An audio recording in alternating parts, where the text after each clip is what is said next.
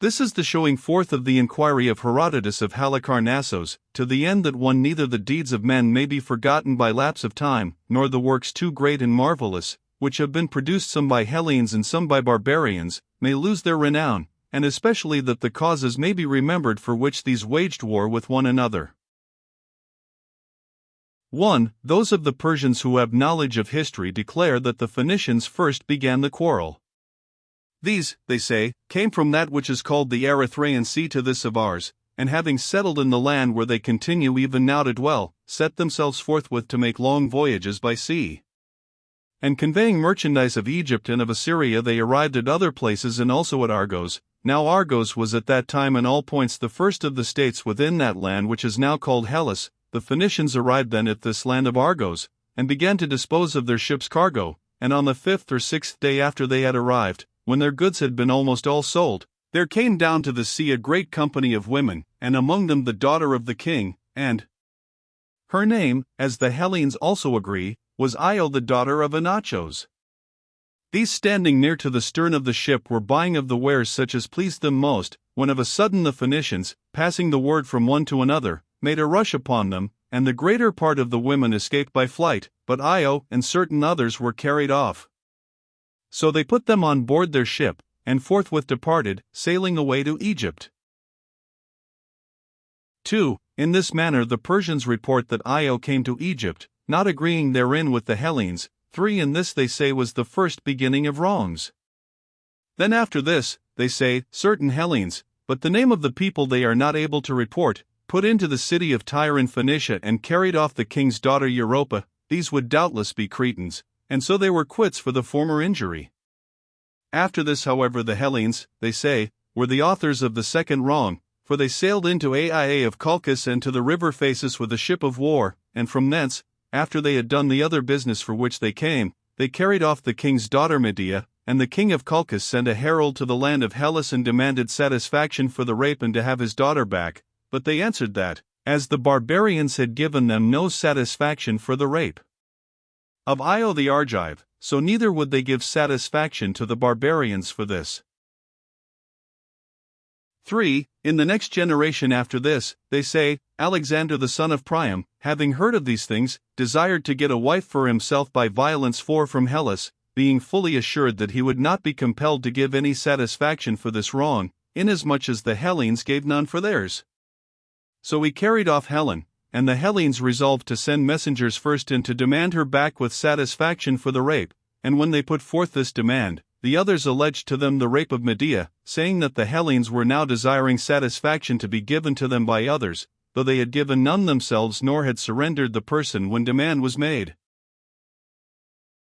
For, up to this point, they say, nothing more happened than the carrying away of women on both sides, but after this the Hellenes were very greatly to blame, for they set the first example of war, making an expedition into Asia before the barbarians made any into Europe. Now they say that in their judgment, though it is an act of wrong to carry away women by force, it is a folly to set one's heart on taking vengeance for their rape, and the wise course is to pay no regard when they have been carried away, for it is evident that they would never be carried away if they were not themselves willing to go. And the Persians say that they, namely the people of Asia, when their women were carried away by force, had made it a matter of no account, but the Hellenes on account of a woman of Lacedaemon gathered together a great armament, and then came to Asia and destroyed the dominion of Priam, and that from this time forward they had always considered the Hellenic race to be their enemy. For Asia and the barbarian races which dwell there the Persians claim as belonging to them, but Europe and the Hellenic race they consider to be parted off from them. 5. The Persians for their part say that things happened thus, and they conclude that the beginning of their quarrel with the Hellenes was on account of the taking of Ilion, but as regards Io the Phoenicians do not agree with the Persians in telling the tale thus, for they deny that they carried her off to Egypt by violent means, and they say on the other hand that when they were in Argos she was intimate with the master of their ship, and perceiving that she was with child, she was ashamed to confess it to her parents, and therefore sailed away with the Phoenicians of her own will, for fear of being found out. These are the tales told by the Persians and the Phoenicians severally, and concerning these things I am not going to say that they happened thus or thus. 401 But when I have pointed to the man who first within my own knowledge began to commit wrong against the Hellenes, I shall go forward further with the story, giving an account of the cities of men, small as well as great. For those which in old times were great have for the most part become small, while those that were in my own time great used in former times to be small. So then, since I know that human prosperity never continues steadfast, I shall make mention of both indifferently. 6. Croesus was Lydian by race, the son of Aliats and ruler of the nations which dwell on this side of the river Halys, which river, flowing from the south between the Syrians 5 and the Paphlagonians, runs out towards the north wind into that sea which is called the Euxine. This Croesus, first of all the barbarians of whom we have knowledge, subdued certain of the Hellenes and forced them to pay tribute, while others he gained over and made them his friends. Those whom he subdued were the Ionians, the Aeolians, and the Dorians who dwell in Asia, and those whom he made his friends were the Lacedaemonians. But before the reign of Croesus all the Hellenes were free, for the expedition of the Cimmerians, which came upon Ionia before the time of Croesus, was not a conquest of the cities but a plundering incursion only. 6. 7. Now the supremacy which had belonged to the Heraclidae came to the family of Croesus, called Myrmidai, in the following manner: Candaus, whom the Hellenes call Myrsilos, was ruler of Sardis and a descendant of Alcaeus, son of Heracles, for Agron, the son of Ninos, the son of Belos, the son of Alcaeus, was the first of the Heraclidae who became king of Sardis, and Candaus the son of Myrsos was the last. But those who were kings over this land before Agrand were descendants of Lydos, the son of Ades, whence this whole nation was called Lydian, having been before called Meonian. From these the Heraclidae, descended from Heracles and the slave girl of Iardanos, obtained the government, being charged with it by reason of an oracle, and they reigned for 22 generations of men, 505 years, handing on the power from father to son, till the time of Clandals the son of Myrsos. 8. This Candaus then of whom I speak had become passionately in love with his own wife, and having become so, he deemed that his wife was fairer by far than all other women, and thus deeming, to Gyges the son of Daskylos, for he of all his spearmen was the most pleasing to him, to this Gyges, I say, he used to impart as well the more weighty of his affairs as also the beauty of his wife, praising it above measure. And after no long time, since it was destined that evil should happen to Candaus, he said to Gyges as follows: Gyges, I think that thou dost not believe me when I tell thee of the beauty of my wife, for it happens that men's ears are less apt of belief than their eyes. Contrive therefore means by which thou mayest look upon her naked. But he cried aloud and said, Master, what word of unwisdom is this which thou dost utter, bidding me look upon my mistress naked? When a woman puts off her tunic she puts off her modesty also. Moreover, of old time those fair sayings have been found out by men, from which we ought to learn wisdom, and of these one is this, that each man should look on his own. But I believe indeed that she is of all women the fairest, and I entreat thee not to ask of me that which it is not lawful for me to do. 9. With such words as these he resisted, fearing lest some evil might come to him from this, but the king answered him thus: Be of good courage, Gyges, and have no fear either of me, but I am saying these words to try thee, or of my wife, lest any harm may happen to thee from her. For I will contrive it so from the first that she shall not even perceive that she has been seen by thee. I will place thee in the room where we sleep, behind the open door. 7. And after I have gone in, my wife also will come to lie down. Now there is a seat near the entrance of the room, and upon this she will lay her garments as she takes them off one by one, and so thou wilt be able to gaze upon her at full leisure. And when she goes from the chair to the bed and thou shalt be behind her back, then let it be thy part to take care that she sees thee not as thou goest through the door. 10. He then, since he might not avoid it, gave consent, and Candaus, when he considered that it was time to rest, led Gyges to the chamber, and straightway after this the woman also appeared, and Gyges looked upon her after she came in and as she laid down her garments, and when she had her back turned towards him, as she went to the bed, then he slipped away from his hiding place and was going forth. And as he went out, the woman caught sight of him, and perceiving that which had been done by her husband she did not cry out, though struck with shame. 8. But she made as though she had not perceived the matter, meaning to avenge herself upon Candaus, for among the Lydians as also among most other barbarians it is a shame even for a man to be seen naked. 11. At the time then she kept silence, as I say, and made no outward sign. But as soon as day had dawned, and she made ready those of the servants whom she perceived to be the most attached to herself, and after that she sent to summon Gyges. He then, not supposing that anything of that which had been done was known to her, came upon her summons, for he had been accustomed before to go nigh whenever the queen summoned him.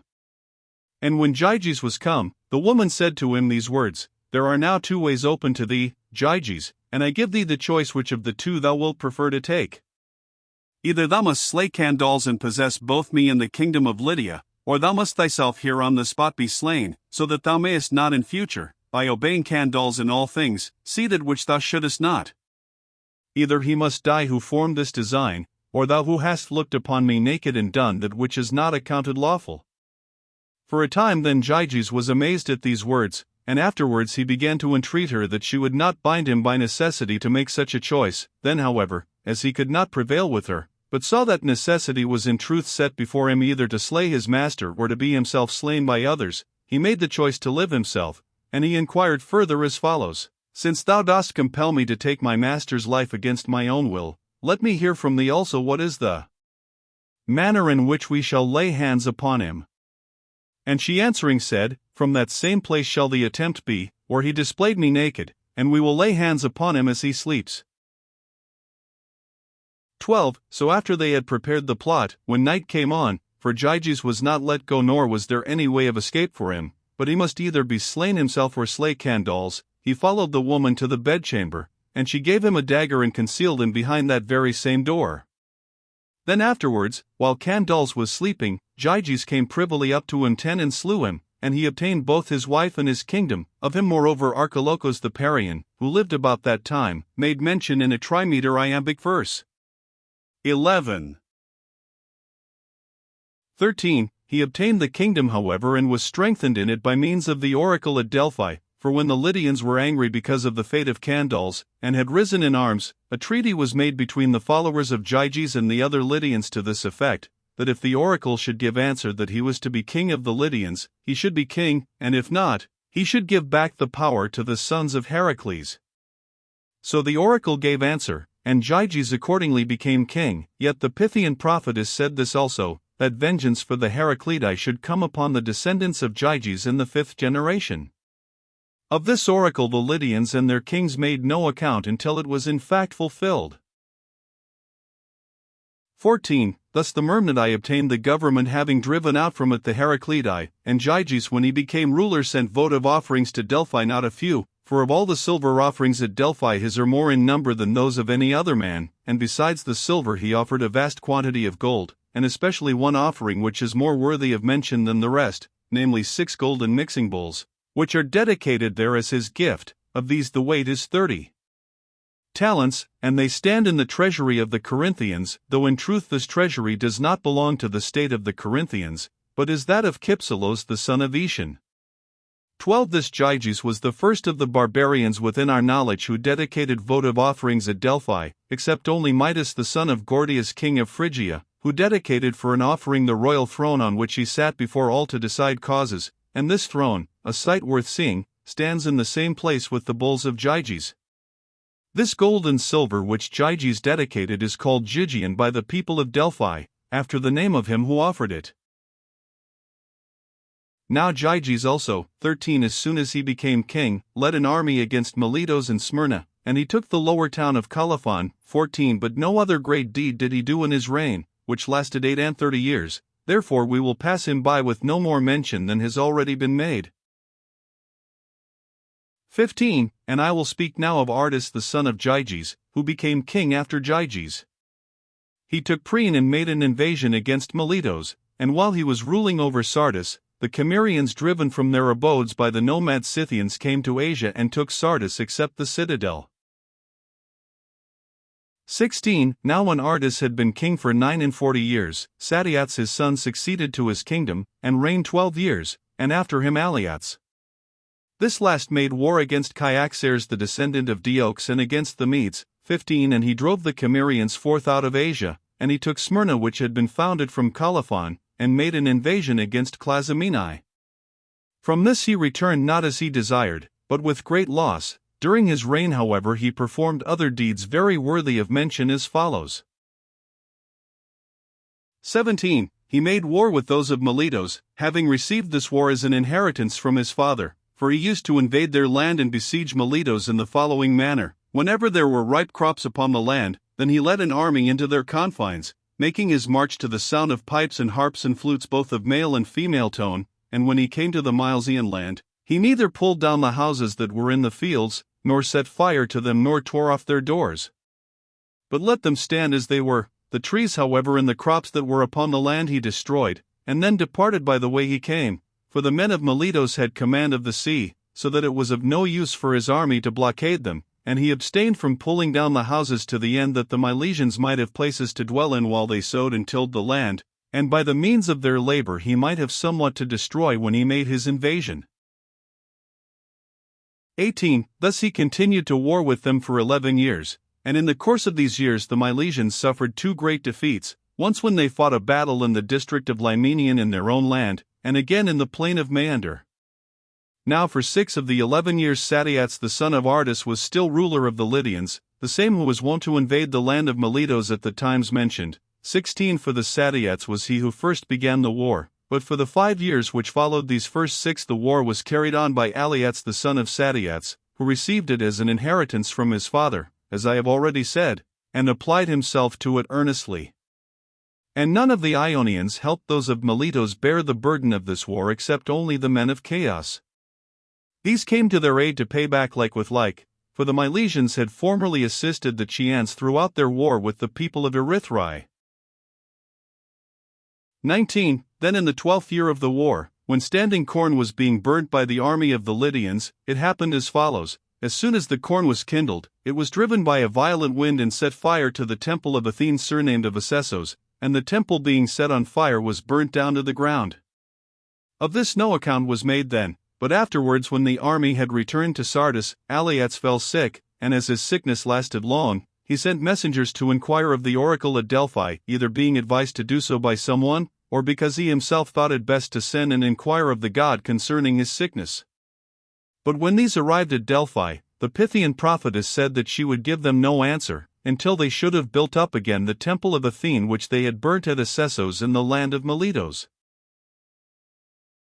20. Thus much I know by the report of the people of Delphi, but the Milesians add to this that Periander the son of Kypselos, being a special guest friend of Thrasybulus the then despot of Miletus, heard of the oracle which had been given to Aleates, and sending a messenger told Thrasybulus, in order that he might have knowledge of it beforehand and take such counsel as the case required. This is the story told by the Milesians. 21. And Aleates, when this answer was reported to him, sent a herald forthwith to Miletus, desiring to make a truce with Thrasybulus and the Milesians for so long a time as he should be building the temple. He then was being sent as envoy to Miletus, and Thrasybulus in the meantime being informed beforehand of the whole matter and knowing what Aleates was meaning to do, contrived this device. He gathered together in the marketplace all the store of provisions which was found in the city, both his own and that which belonged to private persons, and he proclaimed to the Milesians that on a signal given by him they should all begin to drink and make merry with one another. 22. This Thrasybulus did and thus proclaimed to the end that the herald from Sardis, seeing a vast quantity of provisions carelessly piled up, and the people feasting, might report this to Aleates, and so on fact it happened. For when the herald returned to Sardis after seeing this and delivering to Thrasybulus the charge which was given to him by the king of Lydia, the peace which was made, came about, as I am informed, merely because of this. For Aleates, who thought that there was a great famine in Miletus and that the people had been worn down to the extreme of misery, heard from the herald, when he returned from Miletus, the opposite to that which he himself supposed. And after this the peace was made between them on condition of being guest friends and allies to one another, and Aleates built 2 temples to Athene at Asessos in place of one, and himself recovered from his sickness. With regard then to the war waged by Aleates with the Milesians and Thrasybulus, things went thus. 23. As for Periander, the man who gave information about the oracle to Thrasybulus, he was the son of Kypselos, and despot of Corinth. In his life, say the Corinthians, and with them agree the Lesbians, there happened to him a very great marvel, namely that Arion of Methymna was carried ashore at Teneron upon a dolphin's back. This man was a harper second to none of those who then lived, and the first, so far as we know, who composed a dithyramb, naming it so and teaching it to a chorus 17 at Corinth. 24. This Arion, they say, who for the most part of his time stayed with Periander, conceived a desire to sail to Italy 18 and Sicily, and after he had there acquired large sums of money, he wished to return again to Corinth. He set forth therefore from Taurus, 19, and as he had faith in Corinthians more than in other men, he hired a ship with a crew of Corinthians. These, the story says, when out in open sea, formed a plot to cast Arion overboard and so possess his wealth, and he having obtained knowledge of this made entreaties to them, offering them his wealth and asking them to grant him his life. With this however he did not prevail upon them, but the men who were conveying him bade him either slay himself there, that he might receive burial on the land, or leap straightway into the sea. So Arion being driven to a strait entreated them that, since they were so minded, they would allow him to take his stand in full minstrel's garb upon the deck 20 of the ship and sing, and he promised to put himself to death after he had sung. They then, well pleased to think that they should hear the best of all minstrels upon earth, drew back from the stern towards the middle of the ship, and he put on the full minstrel's garb and took his lyre, and standing on the deck performed the Orthian measure. Then as the measure ended, he threw himself into the sea just as he was, in his full minstrel's garb, and they went on sailing away to Corinth, but him, they say, a dolphin supported on its back and brought him to shore at Teneron, and when he had come to land he proceeded to Corinth with his minstrel's garb.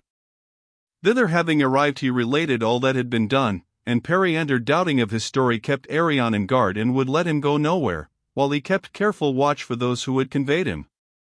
When these came, he called them and inquired of them if they had any report to make of Arion, and when they said that he was safe in Italy and that they had left him at Taurus faring well, Arion suddenly appeared before them in the same guise as when he made his leap from the ship, and they being struck with amazement were no longer able to deny when they were questioned. This is the tale told by the Corinthians and Lesbians alike, and there is at Teneron a votive offering of Arion of no great size, 21, namely a bronze figure of a man upon a dolphin's back. 25. Aliates the Lydian, when he had thus waged war against the Milesians, afterwards died, having reigned 57 years. This king, when he recovered from his sickness, dedicated a votive offering at Delphi, being the second of his house who had so done, namely a great mixing bowl of silver with a stand for it of iron welded together, which last is a sight worth seeing above all the offerings at Delphi and the work of Glaucus the Chian, who of all men first found out the art of welding iron. 26. After Aliates was dead, Croesus the son of Aliates received the kingdom in succession, being 35 years of age. He, as I said, fought against the Hellenes, and of them he attacked the Ephesians first. The Ephesians then, being besieged by him, dedicated their city to Artemis and tied a rope from the temple to the wall of the city. Now the distance between the ancient city, which was then being besieged, and the temple is 7 furlongs. 22. These, I say, were the first upon whom Croesus laid hands, but afterwards he did the same to the other Ionian and Aeolian cities one by one, alleging against them various causes of complaint, and making serious charges against those in whose cases he could find serious grounds, while against others of them he charged merely trifling offenses. 27. Then when the Hellenes in Asia had been conquered and forced to pay tribute, he designed next to build for himself ships and to lay hands upon those who dwelt in the islands, and when all was prepared for his building of ships, they say that Bias of Priene, or, according to another account, Pittacos of Mytilene, came to Sardis, and being asked by Croesus whether there was any new thing doing in Hellas, brought to an end his building of ships by this saying, "O king," said he, "the men of the islands are hiring a troop of 10,000 horse, and with this they mean to march to Sardis and fight against thee." And Croesus, supposing that what he reported was true, said, "May the gods put it into the minds of the dwellers of the islands to come with horses against the sons of the Lydians." And he answered and said, "O king, I perceive that thou dost earnestly desire to catch the men of the islands on the mainland riding upon horses, and it is not unreasonable that thou shouldest wish for this. What else, however, thinkest thou the men of the islands desire and have been praying forever since the time they heard that thou wert about to build ships against them, than that they might catch the Lydians upon the sea, so as to take vengeance upon thee for the Hellenes who dwell upon the mainland, whom thou dost hold enslaved?" Croesus, they say, was greatly pleased with this conclusion. 23. And obeying his suggestion, for he judged him to speak suitably, he stopped his building of ships, and upon that he formed a friendship with the Ionians dwelling in the islands. 28. As time went on, when nearly all those dwelling on this side the river Halys had been subdued, for except the Cilicians and Lycians Croesus subdued and kept under his rule all the nations, that is to say Lydians, Phrygians, Mysians, Mariandanoi, Calibians, Paphlagonians, Thracians both Thynian and Bithynian, Carians, Ionians, Dorians, Iolians, and Pamphylians. 24. 29. When these, I say, had been subdued, and while he was still adding to his Lydian dominions, there came to Sardis, then at the height of its wealth, all the wise men 25 of the Hellas who chanced to be alive at that time, brought thither severally by various occasions, and of them one was Solon the Athenian, who after he had made laws for the Athenians at their bidding, left his native country for 10 years and sailed away, saying that he desired to visit various lands, in order that he might not be compelled to repeal any of the laws which he had proposed. 26. For of themselves the Athenians were not competent to do this, having bound themselves by solemn oaths to submit for 10 years to the laws which Solon should propose for them. 30. So Solon, having left his native country for this reason and for the sake of seeing various lands, came to Amasis in Egypt, and also to Croesus at Sardis. Having there arrived, he was entertained as a guest by Croesus in the king's palace, and afterwards, on the 3rd or 4th day, at the bidding of Croesus his servants led Solon round to see his treasuries, and they showed him all things, how great and magnificent they were, and after he had looked upon them all and examined them as he had occasion, Croesus asked him as follows: Athenian guest, much report of thee has come to us, both in regard to thy wisdom and thy wanderings, how that in thy search for wisdom thou hast traversed many lands to see them. Now therefore a desire has come upon me to ask thee whether thou hast seen any whom thou deemest to be of all men the most happy. 27. This he asked supposing that he himself was the happiest of men, but Solon, using no flattery but the truth only, said, Yes, O king, Telos the Athenian. And Croesus, marveling at that which he said, asked him earnestly, In what respect dost thou judge Telos to be the most happy? And he said, Telos, in the first place, living while his native state was prosperous, had sons fair and good, and saw from all of them children begotten and living to grow up, and secondly he had what with us is accounted wealth, and after his life a most glorious end, for when a battle was fought by the Athenians at Eleusis against the neighboring people, he brought up supports and routed the foe, and there died by a most fair death, and the Athenians buried him publicly where he fell, and honored him greatly. 31. So when Solon had moved Croesus to inquire further by the story of Telos, recounting how many points of happiness he had, the king asked again whom he had seen proper to be placed next after this man, supposing that he himself would certainly obtain at least the second place, but he replied, Cleobus and Biton, for these, who were of Argos by race, possessed a sufficiency of wealth and, in addition to this, strength of body such as I shall tell. Both equally had won prizes in the games, and moreover the following tale is told of them. There was a feast of Hera among the Argives, and it was by all means necessary that their mother should be borne in a car to the temple. But since their oxen were not brought up in time from the field, the young men, barred from all else by lack of time, submitted themselves to the yoke and drew the wain, their mother being borne by them upon it, and so they brought it on for 45 furlongs, 28, and came to the temple.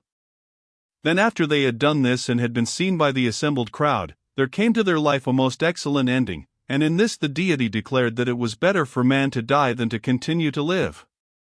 For the Argive men were standing round and extolling the strength 29 of the young men, while the Argive women were extolling the mother to whose lot it had fallen to have such sons, and the mother being exceedingly rejoiced both by the deed itself and by the report made of it, took her stand in front of the image of the goddess and prayed that she would give to Cleobus and Biton her sons, who had honored her 30 greatly, that gift which is best for man to receive. And after this prayer, when they had sacrificed and feasted, the young men lay down to sleep within the temple itself, and never rose again, but were held bound in this last end. 31. And the Argives made statues in the likeness of them and dedicated them as offerings at Delphi, thinking that they had proved themselves most excellent.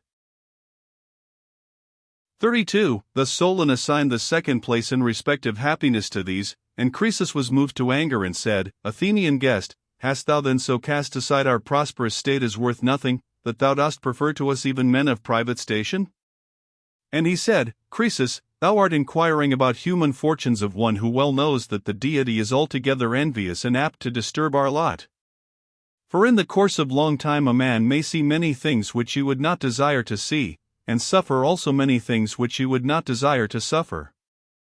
The limit of life for a man I lay down at 70 years, and these 70 years give 25,200 days, not reckoning for any intercalated month. Then if every other one of these years shall be made longer by 1 month, that the seasons may be caused to come round at the due time of the year, the intercalated months will be in number 35 besides the 70 years, and of these months the days will be 1,050. Of all these days, being in number 26,250, which go to the 70 years, one day produces nothing at all which resembles what another brings with it. Thus then, O Croesus, man is altogether a creature of accident. As for thee, I perceive that thou art both great in wealth and king of many men, but that of which thou didst ask me I cannot call thee yet, until I learn that thou hast brought thy life to a fair ending, for the very rich man is not at all to be accounted more happy than he who has but his subsistence from day to day, unless also the fortune go with him of ending his life well in possession of all things fair. For many very wealthy men are not happy, 32, while many who have but a moderate living are fortunate, 33, and in truth the very rich man who is not happy has 2 advantages only as compared with the poor man who is fortunate, whereas this latter has many as compared with the rich man who is not happy.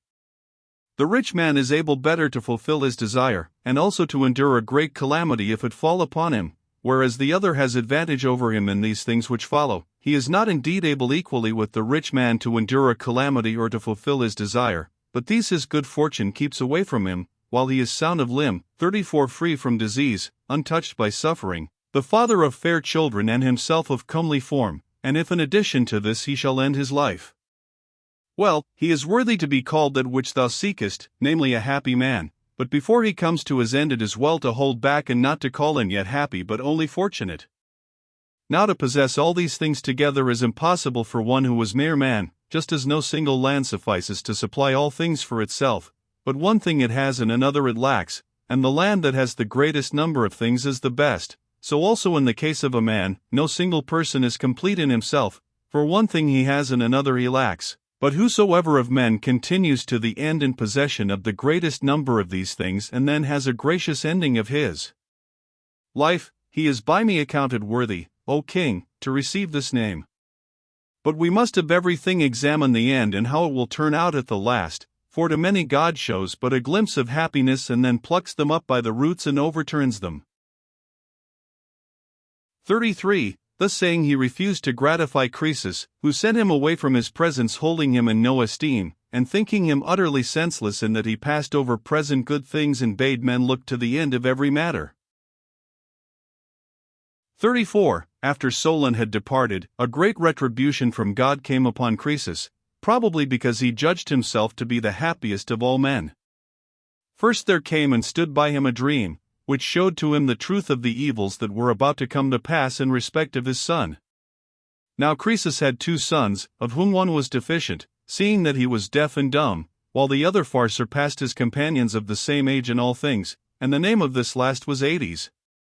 As regards this Hades then, the dream signified to Croesus that he should lose him by the blow of an iron spear point. 35. And when he rose up from sleep and considered the matter with himself, he was struck with fear on account of the dream, and first he took for his son a wife, and whereas his son had been wont to lead the armies of the Lydians, he now no longer sent him forth anywhere on any such business, and the javelins and lances and all such things which men use for fighting he conveyed out of the men's apartments and piled them up in the inner bedchambers, for fear lest something hanging up might fall down upon his son.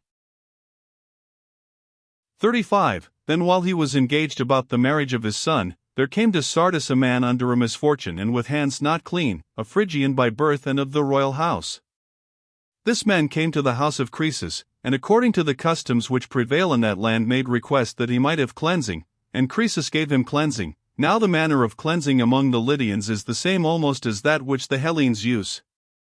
So when Croesus had done that which was customary, he asked of him whence he came and who he was, saying as follows: Man, who art thou, and from what region of Phrygia didst thou come to sit upon my hearth?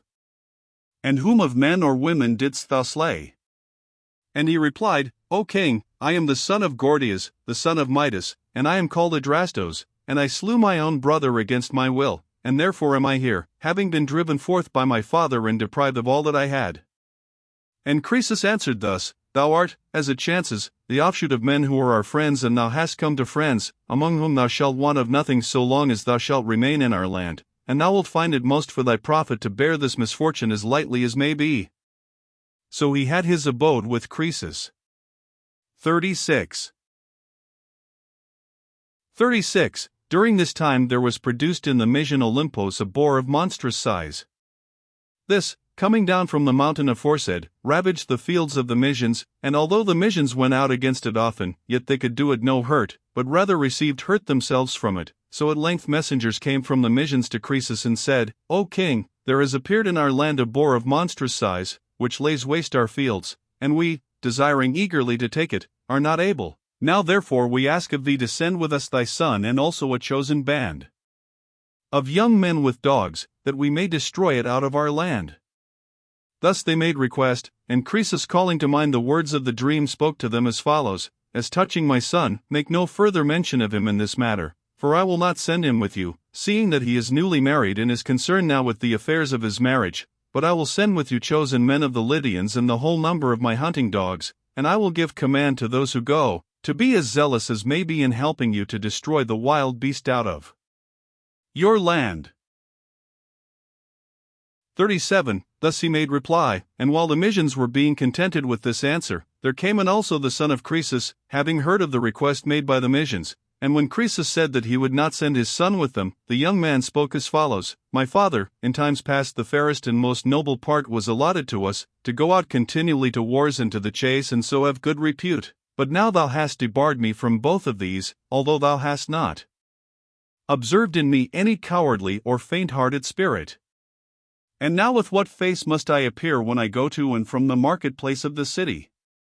What kind of a man shall I be esteemed by the citizens, and what kind of a man shall I be esteemed by my newly married wife? With what kind of a husband will she think that she is mated? Therefore either let me go to the hunt, or persuade me by reason that these things are better for me done as now they are. 38. And Croesus made answer thus, My son, not because I have observed in thee any spirit of cowardice or any other ungracious thing, do I act thus, but a vision of a dream came and stood by me in my sleep and told me that thou shouldest be short-lived, and that thou shouldest perish by a spear point of iron. With thought of this vision therefore I both urged on this marriage for thee, and I refuse now to send thee upon the matter which is being taken in hand, having a care of thee that I may steal thee from thy fate at least for the period of my own life, if by any means possible for me to do so. For thou art, as it chances, my only son, the other I do not reckon as one, seeing that he is deficient in hearing. 39. The young man made answer thus, It may well be forgiven in thee, O my father, that thou shouldest have a care of me after having seen such a vision, but that which thou dost not understand, and in which the meaning of the dream has escaped thee, it is right that I should expound to thee. Thou sayest the dream declared that I should end my life by means of a spear point of iron, but what hands has a boar, or what spear point of iron, of which thou art afraid? If the dream had told thee that I should end my life by a tusk, or any other thing which resembles that, it would be right for thee doubtless to do as thou art doing, but it said, by a spear point. Since therefore our fight will not be with men, let me now go. 40. Croesus made answer, My son, thou dost partly prevail with me by declaring thy judgment about the dream, therefore, having been prevailed upon by thee, I change my resolution and allow thee to go to the chase. 41. Having thus said, Croesus went to summon Adrastos the Phrygian, and when he came, he addressed him thus, Adrastos, when thou wast struck with a grievous misfortune, with which I reproach thee not, I cleanse thee, and I have received thee into my house supplying all thy costs. Now therefore, since having first received kindness from me thou art bound to requite me with kindness, I ask of thee to be the protector of my son who goes forth to the chase, lest any evil robbers come upon you by the way to do you harm, and besides this thou too oughtest to go where thou mayest become famous by thy deeds, for it belongs to thee as an inheritance from thy fathers so to do, and moreover thou hast strength for it. 42. Adrastos made answer, O king, but for this I should not have been going to any such contest of valor, For first, it is not fitting that one who is suffering such a great misfortune as mine should seek the company of his fellows who were in prosperity, and secondly, I have no desire for it, and for many reasons I should have kept myself away. But now, since thou art urgent with me, and I ought to gratify thee, for I am bound to requite thee with kindness, I am ready to do this. Expect therefore that thy son, whom thou commandest me to protect, will return home to thee unhurt, so far as his protector may avail to keep him safe. 43. When he had made answer to Croesus in words like these, they afterwards set forth provided with chosen young men and with dogs. And when they were come to Mount Olympos, they tracked the animal, and having found it and taken their stand round in a circle, they were hurling against it their spears. Then the guest, he who had been cleansed of manslaughter, whose name was Adrastos, hurling a spear at it missed the boar and struck the son of Croesus. So he being struck by the spear point fulfilled the saying of the dream. And one ran to report to Croesus that which had come to pass, and having come to Sardis he signified to him of the combat and of the fate of his son. And Croesus was very greatly disturbed by the death of his son, and was much the more moved to complaining by this, namely that his son was slain by the man whom he had himself cleansed of manslaughter. And being grievously troubled by the misfortune he called upon Zeus the cleanser, protesting to him that which he had suffered from his guest, and he called moreover upon the protector of suppliants 37 and the guardian of friendship, 38 naming still the same God, and calling upon him as the protector of suppliants because when he received the guest into his house he had been fostering ignorantly the slayer of his son, and as the guardian of friendship because having sent him as a protector he had found him the worst of foes. 45. After this the Lydians came bearing the corpse, and behind it followed the slayer, and he taking his stand before the corpse delivered himself up to Croesus, holding forth his hands and bidding the king slay him over the corpse, speaking of his former misfortune and saying that in addition to this he had now been the destroyer of the man who had cleansed him of it, and that life for him was no more worth living. But Croesus hearing this pitied Adrastos, although he was himself suffering so great an evil of his own, and said to him, Guest, I have already received from thee all the satisfaction that is due, seeing that thou dost condemn thyself to suffer death, and not thou alone art the cause of this evil, except in so far as thou wert the instrument of it against thine own will, but someone, as I suppose, of the gods, who also long ago signified to me that which was about to be. So Croesus buried his son as was fitting, but Adrastos the son of Gordias, the son of Midas, he who had been the slayer of his own brother and the slayer also of the man who had cleansed him, when silence came of all men round about the tomb, recognizing that he was more grievously burdened by misfortune than all men of whom he knew, slew himself upon the grave. 46. For 2 years then Croesus remained quiet in his mourning, because he was deprived of his son, but after this period of time the overthrowing of the rule of Astyages the son of Cyaxares by Cyrus the son of Cambyses, and the growing greatness of the Persians caused Croesus to cease from his mourning, and led him to a care of cutting short the power of the Persians, if by any means he might, while yet it was in growth and before they should have become great. So having formed this design he began forthwith to make trial of the oracles, both those of the Hellenes and that in Libya, sending messengers some to one place and some to another, some to go to Delphi, others to Obai of the Phocians, and others to Dodona, and some were sent to the shrine of Amphiaraos and to that of Trophonios, others to Branchidae in the land of Miletos. These are the oracles of the Hellenes to which Croesus sent messengers to seek divination, and others he sent to the shrine of Ammon in Libya to inquire there. Now he was sending the messengers abroad to the end that he might try the oracles and find out what knowledge they had, so that if they should be found to have knowledge of the truth, he might send and ask them secondly whether he should attempt to march against the Persians. 47. And to the Lydians whom he sent to make trial of the oracles he gave charge as follows, that from the day on which they set out from Sardis they should reckon up the number of the days following, and on the 100th day they should consult the oracles, asking what Croesus the son of Aliates king of the Lydians chanced then to be doing, and whatever the oracles severally should prophesy, this they should cause to be written down 39 and bear it back to him. Now what the other oracles prophesied is not by any reported, but at Delphi, so soon as the Lydians entered the sanctuary of the temple 40 to consult the god and asked that which they were commanded to ask, the Pythian prophetess spoke thus in hexameter measure.